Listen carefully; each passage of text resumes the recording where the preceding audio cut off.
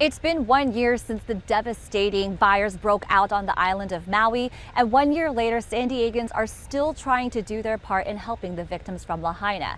Now, I'm here in Chula Vista, and here in the South Bay, there were massive donation efforts 1 year ago where you sent everything from camping gear to hygiene products to clothes to help out the victims. And the woman behind those donation efforts was Joanne Fields. She started the coalition San Diego Loves Maui, and she also was the one who ensured that all of those donations went to the island of Maui. She and her coalition were boots on the ground helping victims of Maui. And 1 year later, they are now speaking to state and federal leaders advocating for the victims of Lahaina.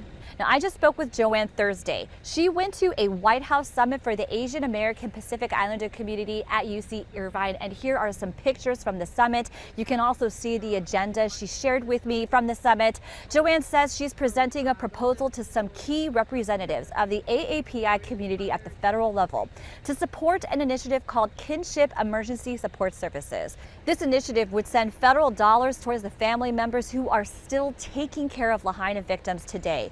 She says that the unique thing about the Hawaiian culture, much like the rest of the AAPI community, is that in times of devastation, they will turn to their family members. Joanne says Lahaina victims displaced by the fires are still living with family members 1 year later. And not just on the islands, they're living with them across the world, including here in San Diego. And those families are struggling financially to keep up with everyone living under one roof.